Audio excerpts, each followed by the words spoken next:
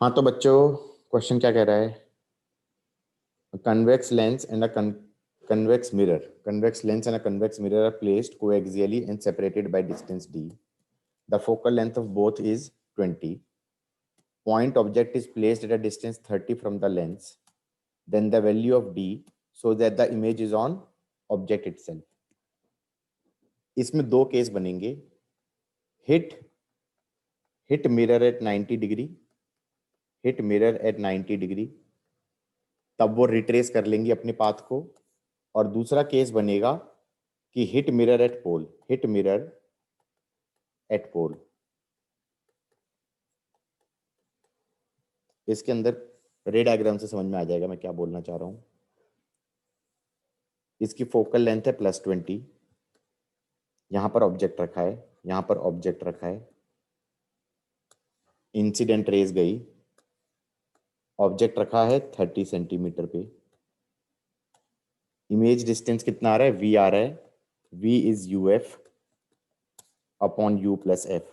Lens के लिए u हो गया -30, f हो गया +20 अपॉन -30 प्लस ऑफ +20. कितना आ गया ये? -600 अपॉन -10. v आ गया +60 सेंटीमीटर. इसका मतलब इमेज यहां बनेगी, यहां बनेगी 60 पे बनेगी. ये तो लेंस की इमेज हो गई, ये तो लेंस की इमेज हो गई. हमें मिरर रख के क्या करना है? इनको we have to make the rays retrace their path. We have to make the rays retrace their path. अब ये बताओ, कन्वेक्स मिरर पे कैसे हिट करें कि वो अपने पाथ को रिट्रेस कर लें? तो रिट्रेस कर लेंगे तो क्या हो जाएगा? Image will be on object itself. तो यहां पर ऐसे मिरर रख दो और ये मिरर ऐसा होना चाहिए कि ये 90 पे हिट करे. ये मिरर पे 90 पे हिट करें. मिरर पे 90 पे हिट करें तो this point should be centre of mirror. This point should be centre of mirror. Okay, mirror का हमारा फोकल लेंथ कितना था? 20 था. मिरर का फोकल लेंथ 20 था, तो रेडियस ऑफ कर्वेचर हो जाएगा 40.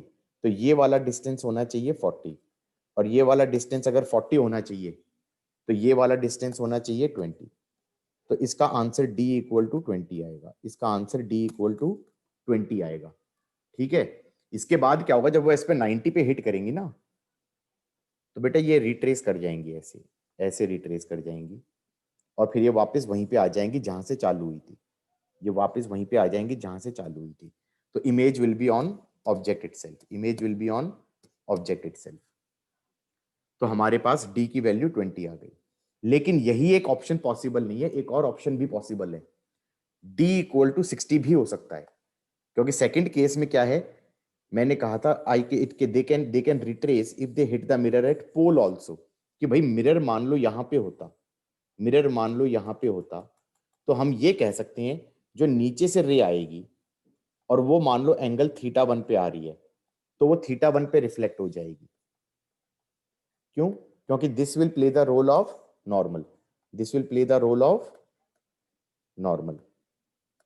ठीक है. तो θ1 पे आई और θ1 पे ही रिफ्लेक्ट हो गई. नीचे वाली θ1 से आई और ऊपर θ1 पे चली गई. अब ऊपर से जो θ1 पे आ रही होगी वो नीचे वाले का पाथ ले लेगी. जो नीचे से आ रही है वो ऊपर वाले का पाथ ले लेगी, और जो ऊपर से आ रही है वो नीचे वाले का पाथ ले लेगी.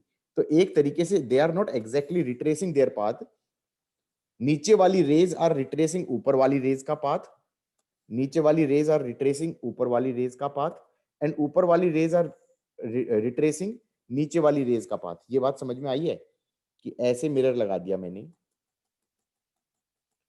तो नीचे वाली रेज पर्टिकुलर एंगल वाली θ1 वाली, वो ऊपर वाली रेज θ1 पे जो आई है उसका पाथ ले लेंगी. तो तब भी image will be on object itself. कि ये वाली रे गई, ये ऐसे गई, फिर ये ऐसे गई, फिर ये ऐसे आ गई. Is that fine? और जो नीचे से जाएगी रे, वो नीचे से ऐसे गई, फिर वो ऐसे गई, और फिर वो ऐसे गई, और फिर वो ऐसे चली जाएगी. तो image will be on object itself. तो इसका एक और ऑप्शन भी होगा d इक्वल टू 60. ये दोनों ही चीजें मैंने अपने लेक्चर में कराई थी.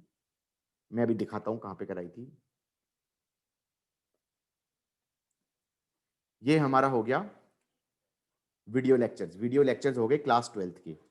ये हो गए video lectures of class 12th। इसके अंदर रे ऑप्टिक्स पे जाओ, रे ऑप्टिक्स कंप्रेस्ड। इसके अंदर ये सारे वीडियो लेक्चर्स थे हमारे। These are all what I have taught in ray optics. कि इसके अंदर देखो ये वाला टॉपिक रहा, image on object itself, principle of reversibility of path. Image on object itself, principle of reversibility of path. This is a basically a lecture of 52 minutes. इस 52 minutes के अंदर मैंने सारे cases discuss करे हैं, कब कब हमारा image on object itself होता है. So you can go to our VNV classes app and basically you can watch these video lectures and इसके अंदर ये चीज पूरा discuss किया गया है.